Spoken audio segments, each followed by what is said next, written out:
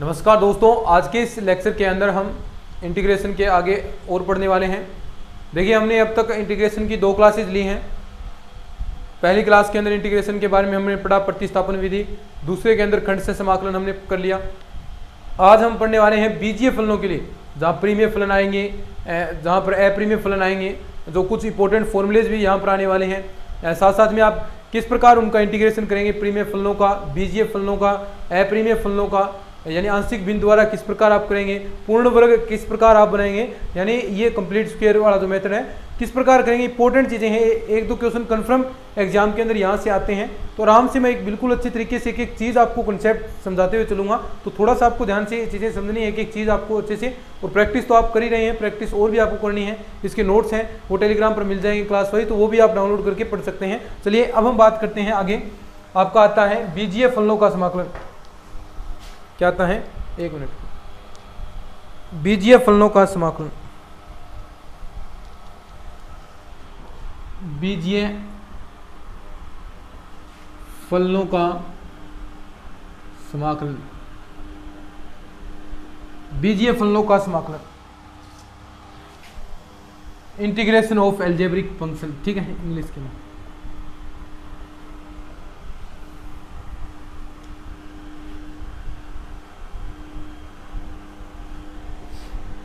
Integration of algebraic function, बिल्कुल simple सी बात है। देखिए, आपके जो बीजीय फलन है सब जानते हैं कितने प्रकार के होते हैं। नंबर 1 प्रीमिय फलन, प्रीमिय फलन, दूसरा अप्रीमिय फलन। अब देखिए इसके अंदर क्या क्या चीजें आएंगी वो भी हम बात करते हैं।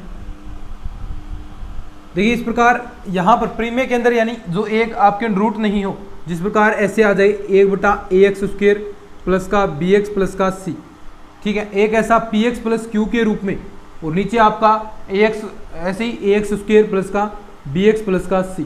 लेकिन जो अप्रीमिय फंक्शन है उसके अंदर अंडरूट के रूप में आएगी चीज़ें। देखिए 1/√ax² प्लस का bx प्लस का c, ऐसी चीज़ आएगी।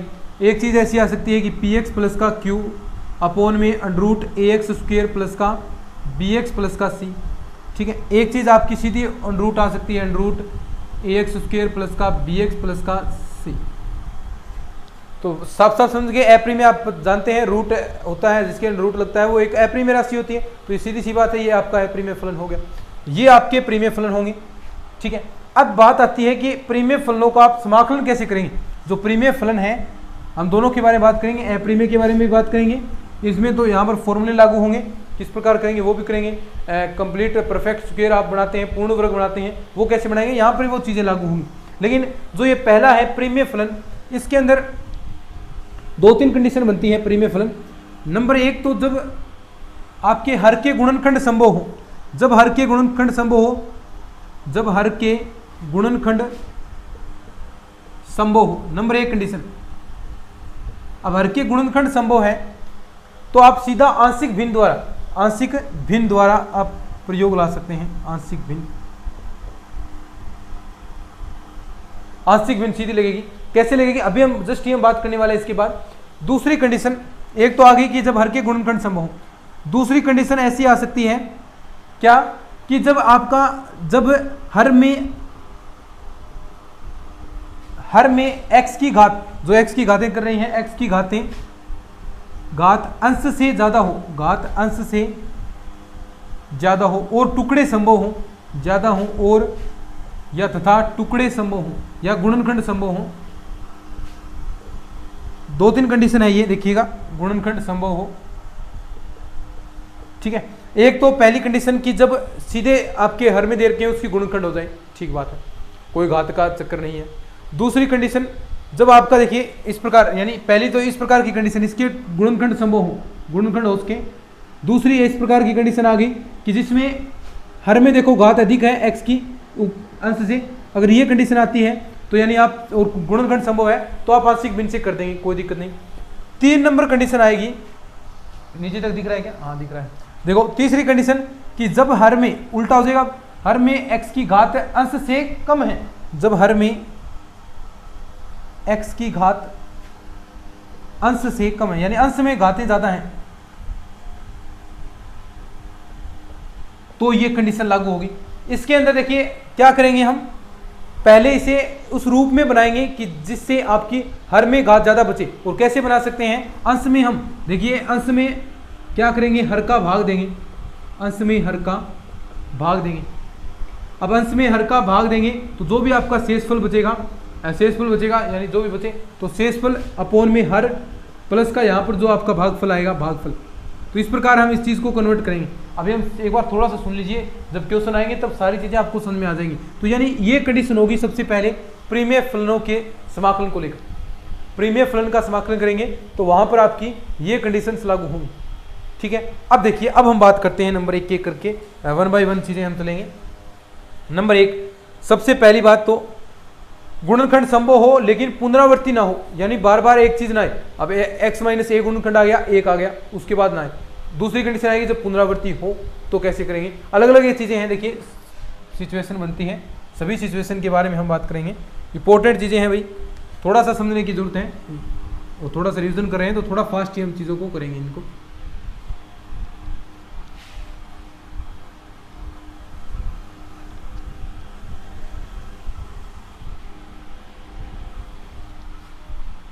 अनिश्चित समाकलन की अकेले 50 क्या 10-12 क्लासेस हुई थी अगर आपको याद हो तो। बाकी अब तो हम 3-3, 4-4 क्लासेस के अंदर वो चीज़ें कर रहे हैं। देखिए नंबर 1, केस नंबर 1 क्या कि जब हर भाग में बिना पुनरावृत्ति के रेखिक खंड हो, जब हर भाग में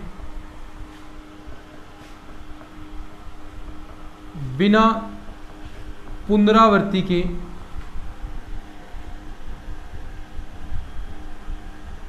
रेखिक खंड हो, जब हर भाग में बिना पुनरावृत्ति के रेखिक खंड हो तो क्या कंडीशन लागू होगी। देखिए नॉन रिपीटेबल यानी इस प्रकार है px, ठीक है, अपॉन में x माइनस ए, ऐसा बन रहा है कुछ, यानी इस प्रकार के गुणनखंड बन रहे हैं। क्वेश्चन से सब कुछ समझ में आ जाएगा।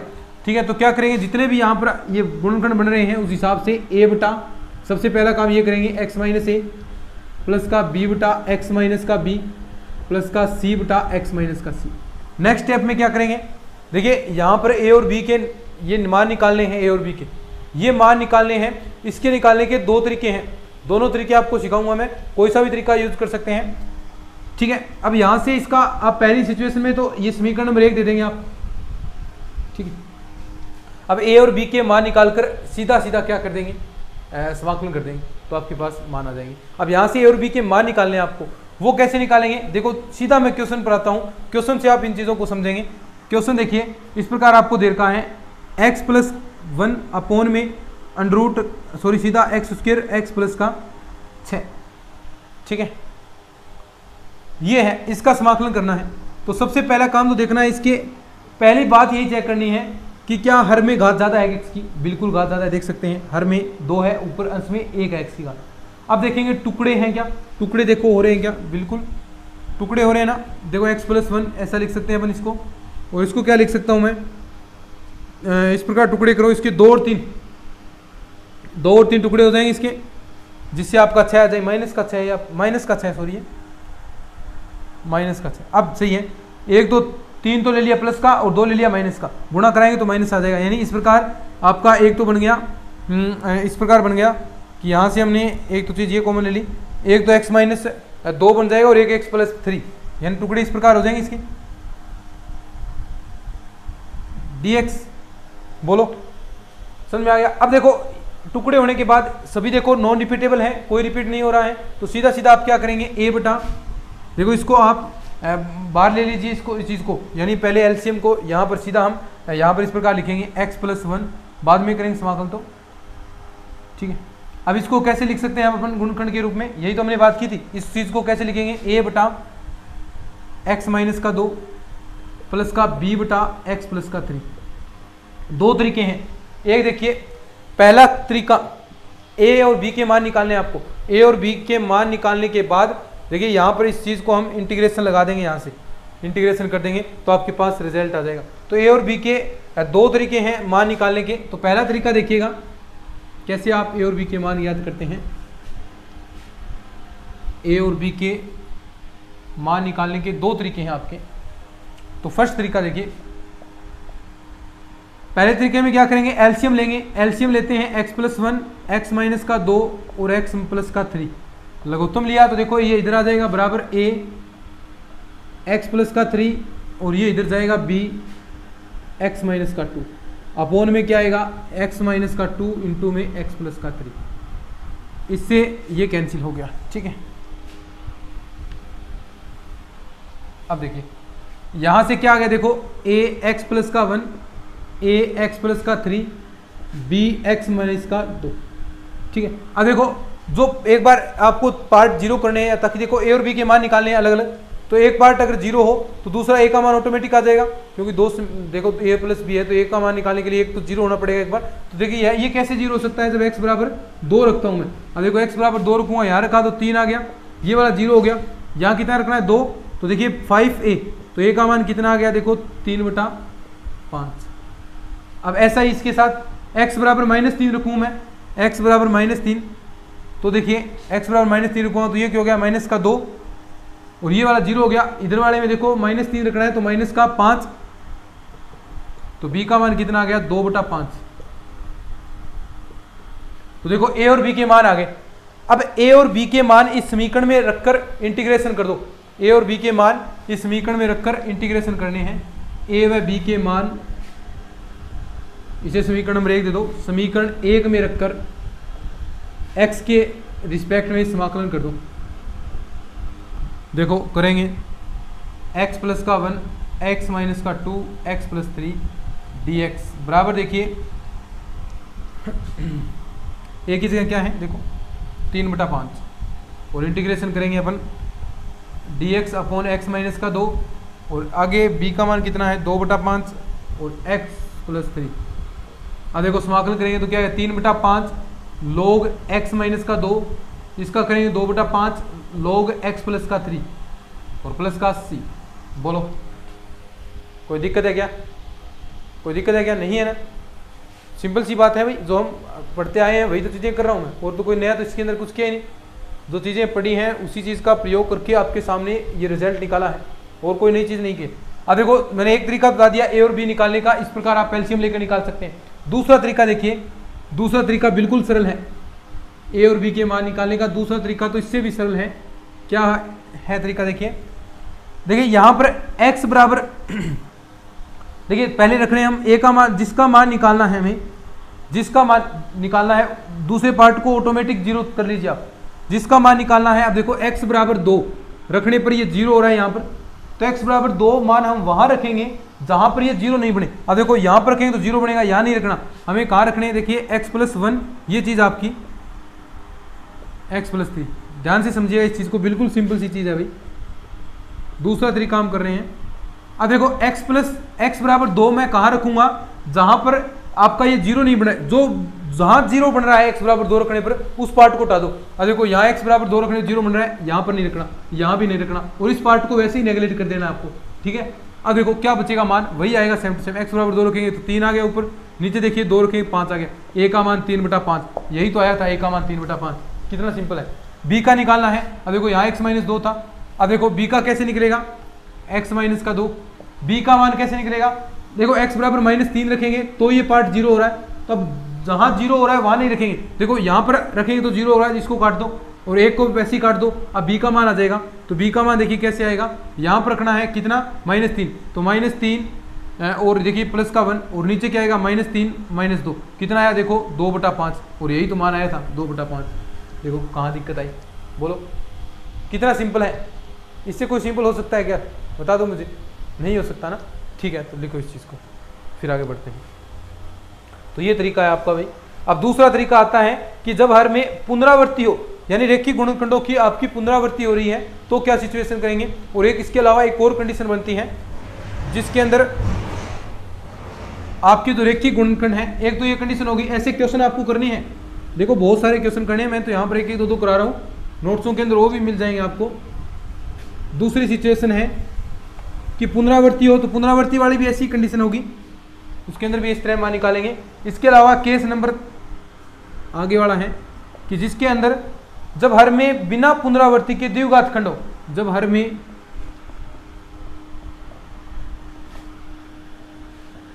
बिना पुनरावृत्ति के द्विघात खंड हो।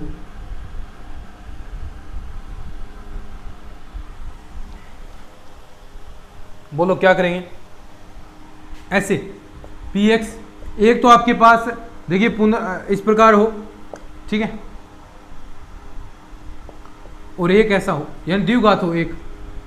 देखो अब देखो द्विघात है ना, तो इसके लिए क्या करेंगे? देखो दो गुणांक है तो दो गुणांक ले लेंगे। तो एक तो ऐसा कैसा हो जाएगा x माइनस पी, दूसरा जो गुणनखंड आएगा वो बी एक्स प्लस का सी अपोन में A x square plus B x plus का सी, ऐसे होगा। अब सेम वही तरीका है, कैसे? एलसीएम लेंगे, एलसीएम लेंगे यहाँ से और यहाँ से तुलना करा के मान निकालेंगे। सीधा क्वेश्चन पर आता हूँ मैं, आराम से आप करेंगे इन चीज़ों को। जैसे क्वेश्चन है आपके पास ऐसा, एक्स क्यूब माइनस का 1 dx, ठीक है। अब सब जानते हैं इसका गुणनखंड क्या होगा। देखिए 1/x क्यूब माइनस 1 का इसका गुणनखंड 1/x क्यूब माइनस 1, इसको क्या लिख सकते हैं अपन? a/x माइनस का 1। देखिए यहाँ से x माइनस 1 हम x बराबर 1 रखने पर, देखिए वैसे भी कर सकते हैं, x बराबर 1 रखने पर ये 0 हो रहा है, तो इसका x माइनस 1 एक गुणनखंड हो गया। अब यहाँ से इसमें भाग देंगे तो दूसरा क्या बन जाएगा आपके पास? प्लस का b/x स्क्वेयर प्लस का x प्लस का 1, ठीक है। अब देखो वही सेम टू सेम आपको किसका मान निकालना है? a और b का। तो इसके लिए क्या तरीका बताया था मैंने? एलसीएम लेंगे, सिंपल सी बात है, कुछ नहीं है इसके अंदर, एलसीएम ले लो। तो a x square x plus 1 और b x माइनस का 1। अब यहाँ पर देखो, यहाँ नीचे और देखो दोनों यही तो सेम टू सेम चीज बनी थी, x क्यूब माइनस का 1, तो इससे ये कैंसिल हो जाएगा।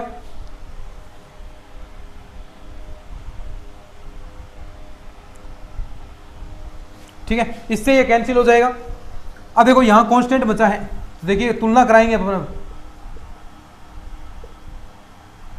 तो पहली चीज हम करते हैं, देखिए बी एक्स, तो पहली चीज मैं देखता हूं x बराबर 1 रखकर, क्योंकि ये पार्ट 0 हो रहा है, तो x बराबर मैं 1 रखूंगा, तो यहां रखूंगा तो ये 0 हो गया। और यहां देखिए कोई फर्क नहीं पड़ेगा, तो देखिए ये x बराबर 0 रखने पर 1 रखने पर 0, तो यहां से देखिए 1 यहां रखूंगा, 1 1 2 और 3, 3 a बराबर कितना आ गया? 1, और a का मान कितना आ गया? 1/3, एक मान तो ये आ गया। दूसरा मैं करता हूं कि x बराबर 0 रख दूं मैं, x बराबर 0, तो x बराबर 0 रखा है तो ये 0 कितना बचा? a, और ये 0 और माइनस का b बराबर कितना? 1, और a का मान आपके पास पता ही 1/3 है, 1/3 माइनस का b बराबर 1, तो देखिए माइनस b बराबर 1 माइनस 1/3 कितना आ गया? 2/3 आ गया, और b का मान कितना आ गया? माइनस का 2/3, ठीक है। b का मान माइनस का 2/3, a का मान 1/3। अब ये दोनों मान इस समीकरण के अंदर रखेंगे और समाकलन कर देंगे, आपके पास मान आ जाएगा। देखो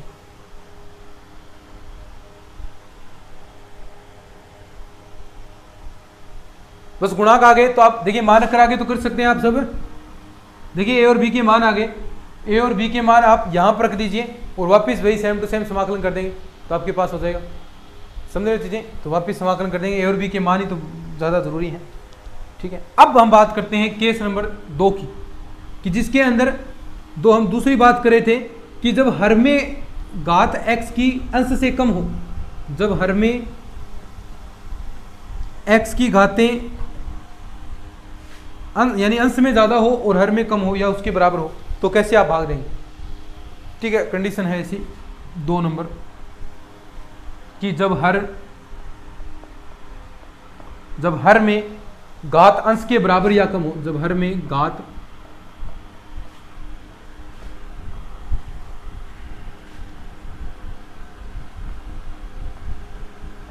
क्या करते हैं? शाबाश बता दो, रिवीजन चल रहा है, रिवीजन ऐसे ही होता है भाई, ठीक है। तो कोई ऐसे मत समझना कि सिर्फ फास्ट समझा रहे हैं, मैं रिवीजन करा रहा हूँ। समझाया तो उस वक्त तो बहुत बेहतरीन तरीके से समझाया है, आप चीज़ें देख सकते हैं, लेकिन रिवीजन है तो आपने चीज़ें पहले ही आती हैं, तो बेवजह का टाइम वेस्ट थोड़ी ना करूँगा मैं, ठीक है। जब हर में घात अंश के बराबर या कम हो, तो मैंने कहा कि जब हर में अंश में घात ज़्यादा है तो क्या करेंगे? हर का उसमें भाग दिया जाएगा, और भाग देखिए इस प्रकार आपको देना है, यानी जिससे वो अंश में घात कम हो जाए हर से। देख जैसे बात करते हैं अपन, 1 मिनट सुनिए, 31 में मैं 5 का भाग दे रहा हूँ, ठीक है, 5 6 30, एक लघुत्तम बच गया। अब वापस मुझे ये चीज़ लानी है 31, वापस सेम टू सेम चीज़ रहनी चाहिए, तो कैसे करेंगे हम? देखो इसके अंदर मैं अगर 1/5 इसका भाग दे दूँ प्लस 6 जोड़ दूँ, ये जो भागफल आया है, तो देखिए क्या आएगा आपके पास? वापिस 31/5 ही आ गया, वापिस वही संख्या आ गई, वापिस वही आ गई, 31/5 लाना है तो वापिस वही आ गया आपके पास। कैसे? पहले तो जो शेषफल है उसके अंदर हम इसका भाग दे देंगे, ठीक है, और प्लस जो भागफल आया है वो ऐड कर देंगे, तो आपके पास वही चीज़ आएगी। तो ऐसे ही इसके साथ करना है, लेकिन ये चीज़ फिर कन्वर्ट उस चीज़ के अंदर हो जाएगी जहाँ से हमें मान मिल सके। जैसे क्वेश्चन आपके सामने है ऐसे, x² x प्लस का x प्लस -1 और x² प्लस x माइनस का 6, ठीक है। अब देखो दोनों के अंदर घात क्या है, बराबर है, तो यानी भाग देना पड़ेगा, ऐसे तो नहीं होगा, तो हम भाग देंगे। देखिए x² प्लस का x माइनस का 1, इसके अंदर भाग देना है हमें x² प्लस का x माइनस का 6 का, ठीक है। एक बार जाएगा, एक बार करेंगे तो देखिए x² प्लस का x माइनस का 6, चिन्ह बदले जाएंगे, माइनस, ये भी माइनस, ये प्लस का, तो देखिए ये कैंसिल, ये कैंसिल, यहाँ लघुत्तम कितना बचा 5, ठीक है। अब देखिए क्या करेंगे, 5 बटा, वापिस वही चीज लाने के लिए अभी मैंने बताया था 31/5 वाले उदाहरण से, तो इसका भाग देंगे, प्लस का 1 जोड़ देंगे, या इसे ऐसा भी लिख सकते हैं 1 आगे जोड़ दो, ठीक है। अब ये चीज वही है, सेम टू सेम, यानी अब इसकी जगह मैं इस वाले पूरे की जगह ये चीज लिख सकता हूं, देखिए इसकी जगह ये चीज लिख सकता हूं 1 प्लस का 5/x² प्लस का x माइनस का 6 dx, ये चीज मैं लिख सकता हूं इसकी जगह।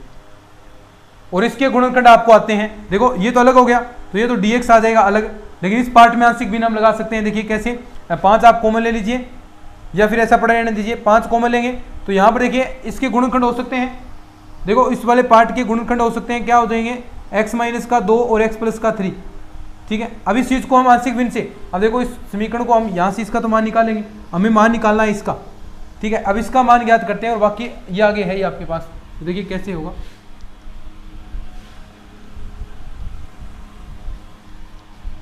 कैसे होगा देखिएगा, ये तो आप कर लेंगे। ये देखिए 5/x माइनस का 2 x प्लस 3, समीकरण नंबर 1 भी दे सकते हैं इसको, कोई बात नहीं, यहाँ से क्योंकि दोनों के मान निकालने हैं तो इसका मान निकालूंगा, इसका निकालूंगा। अब देखो यहाँ पर इसे क्या लिखेंगे, a/x माइनस का 2, सेम टू सेम वही तरीका है। तो देखो इसका आप कर चुके हैं, ये तो आप पहले ही कर चुके हैं, यहाँ से तो मान निकाला था। अब देखो वही लुकोने वाला सिस्टम करेंगे, x बराबर 2 कहाँ रखेंगे, जहाँ पर 0 नहीं बन रहा है, तो एक तो ये तो पहले हट जाएगा क्योंकि ये का मान निकाले हैं, यहाँ नहीं रखेंगे, यह इस पार्ट को हटा देंगे और यहाँ पर रखेंगे 2, देखिए तो 5, a का मान कितना आ गया यहाँ पर आपके पास, देखिए इस वाले पार्ट को हम ले रहे हैं, देखिए 5 को आप साथ भी रख सकते हैं तो भी आपके पास देखिए a का मान कितना आ जाएगा, यहाँ से 1 आ गया ना, देखो यहाँ से x बराबर 2 आपको वहाँ रखना है जहाँ 0 ना बने, देखिए x बराबर 2 मैं यहाँ रखूँगा तो a का मान देखिए आपके पास कितना आएगा, 5 आएगा, a का मान 1 आएगा। और ऐसे ही आप b का मान ज्ञात कर सकते हैं, यानी अलग अलग चीज़ें से एक ही बात है, या आप x प्लस 3 इसके नीचे लिख दो, x माइनस 2 इसके नीचे लिख दो, कोई फर्क नहीं पड़ा उससे, a का मान 1 आ गया। ऐसे ही b का मान यानी x बराबर -3 रखना है, कहाँ रखेंगे, जहाँ 0 ना बने, तो x बराबर -3 यहाँ रखने पर 0 बन रहा है, तो यहाँ देखिए -3 -5 यानी b का मान कितना आ गया, माइनस का मान। अब देखो ये मान दोनों रख के यहाँ पर, ये मान यहाँ पर रख दूंगा मैं, a और b के मान रख दूंगा और समाकलन कर दूंगा, समाकलन कर दूंगा तो आपके पास इसका मान आ जाएगा, देखो इंटीग्रेशन, ये मान मैं यहाँ रख दूंगा और इसका x हो गया, इसका x हो गया, तो टोटल रिजल्ट आप देख सकते हैं, डायरेक्ट मैं लास्ट में रिजल्ट लिख देता हूँ, x प्लस का देखिए log x minus 2 upon x plus 3 plus का c, सेम वही, देखो इस वाले का तो यही आएगा, log के अंदर ही आएंगे, तो बिल्कुल सिंपल सी बात है, कहाँ दिक्कत आ रही है इन चीज़ों में, ठीक है। अब देखिए कुछ मानक सूत्र हम बात करते हैं, ये तो आपने कर लिया, तो ऐसे ही क्वेश्चन है सारे, बस थोड़ी सी प्रैक्टिस और कर लेंगे तो आपको समझ में आ जाएगा। अब देखो कुछ मानक सूत्र हम करते हैं, मानक सूत्र,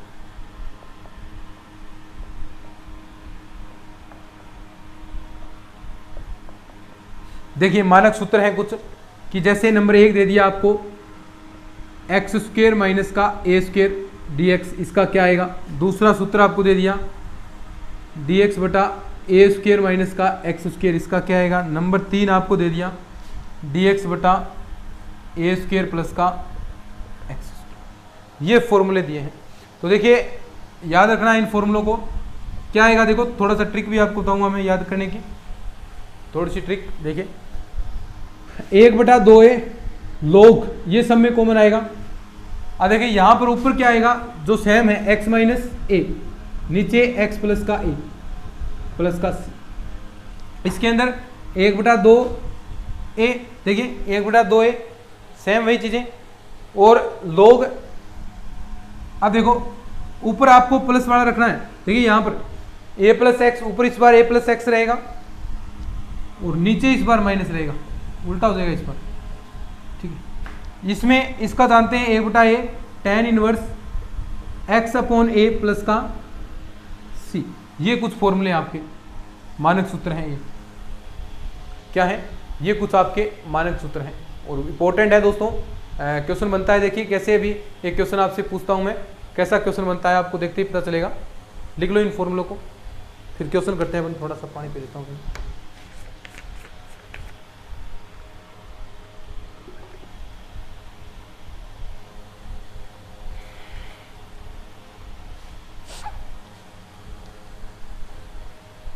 फिर नेक्स्ट क्लास के अंदर अपरिमेय फलन करेंगे, एक दो क्वेश्चन और करने वाले हैं अभी प्रैक्टिस के लिए।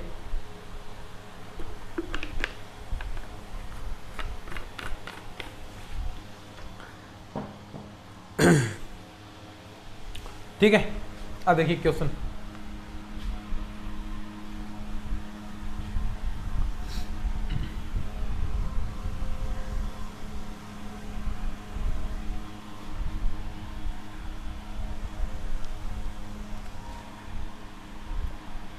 क्वेश्चन देखिएगा इस प्रकार है कि 1/4x² माइनस का 9, थोड़ा सा दिमाग आपको लगाना ही पड़ेगा, इन फॉर्मूला सीधा कोई नहीं देगा, ऐसा थोड़ा सा बनाना पड़ेगा। तो यहाँ से देखिए मैं 4 कॉमन ले सकता हूँ, तो 4 कॉमन लूंगा तो कुछ ऐसा बन जाएगा 1/x² माइनस का 9/4 को क्या लिख सकता हूँ 3/4 अब देखो ये उस फॉर्म में बन गया ना 1/x² माइनस a², तो उसका फॉर्मूला अभी हमने पढ़ा है, देखो साफ साफ याद करने, क्या क्या होता है फॉर्मूला, शाबाश बोलो, 1/2a log x माइनस का a अपॉन में x प्लस का a प्लस का c, बस यही फॉर्मूला यूज करना है। 1/2a, a की जगह क्या है देखो 3/4, ठीक है, log x minus a, x a की जगह वही 3/4 नहीं 3/2 होएगा, सॉरी, ठीक है 3/2 और नीचे आएगा x प्लस का 3/2 प्लस का c। अब देखो एलसीएम ले लो यहाँ पर, तो आपके पास देखिए क्या रिजल्ट आ जाएगा, यहाँ से सीधा सीधा आप लिख सकते हैं कि 1/4 तो आपके पास पहले ही बार था, तो 1/4 तो ये रहा, और यहाँ से 2 से 2 कैंसिल, तो 1/12 log 2x माइनस का 3 अपॉन 2 से 2 कैंसिल प्लस का c, ये आंसर आ जाएगा। ठीक है, एक क्वेश्चन आगे और देखिए, लिख लिया कैसे, ठीक है आगे बढ़ते हैं।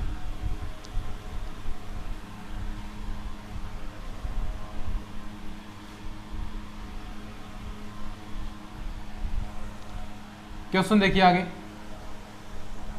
फर्स्ट ग्रेड 2013 के अंदर आया है। ऐसा है कि यदि 2x ग्रेटर देन 3, तो अब देखो वही जो सेम टू सेम मैंने बताया अभी, वही क्वेश्चन है अभी, 4x² का मान है, सेम वही है, ये फर्स्ट ग्रेड के अंदर पूछ लिया, बस देखो सेम वही क्वेश्चन है, कोई फर्क नहीं है इसके अंदर, बस थोड़ा सा चेंज हो जाएगा, फॉर्मूले का चेंज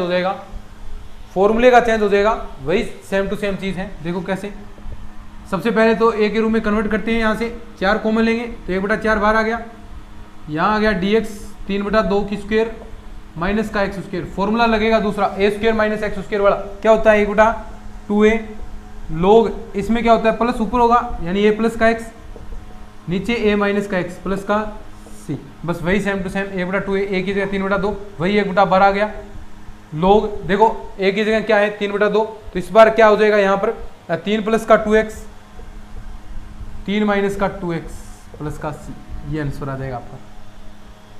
बोलो किसी को दिक्कत है क्या? तो ये आपका हो गया भाई जो प्रीमेय फलन है उनका, प्रीमेय फलन का हमने कर लिया, इस प्रकार की कंडीशन बनती है, इसके अलावा और कोई क्वेश्चन नहीं बनता इसके अंदर प्रीमेय फलन के अंदर। अब इसके बाद हम बात करेंगे अप्रीमेय फलन जो अंडर रूट के अंदर है, तो वहां पर बहुत सारी चीजें बढ़िया बढ़िया बनती हैं, तो वो हम सारा नेक्स्ट क्लास के अंदर ही रखेंगे उस चीज़ को, उसमें भी नेक्स्ट क्लास के अंदर कंप्लीट कर लेंगे अपन पूरा जो है निश्चित समाकलन है। फिर उसके बाद निश्चित समाकलन हम करेंगे। तो यानी 3 या 4 क्लासेस के अंदर ये आपका अनिश्चित समाकलन हुआ है और 1-2 क्लासेस के अंदर निश्चित हो जाएगा। फिर आपके समाकलन के अनुप्रयोग हैं। तो यानी थोड़ा सा ये बड़ा पार्ट था भाई, इंटीग्रेशन कोई इतना मामूली चीज़ नहीं है कि क्लास के अंदर मैं आपको बता दूँ। तो यानी थोड़ा सा टाइम लगता है इन चीज़ों के अंदर, रिवाइज कर रहे हैं तो थोड़ा जल्दी हो रहा है, वरना क्लासेस तो बहुत सारी हुई थी अपनी। तो चलिए आज के इस वीडियो के अंदर इतना ही, मिलते हैं नेक्स्ट क्लास में, तब तक के लिए धन्यवाद। जय हिंद, जय भारत।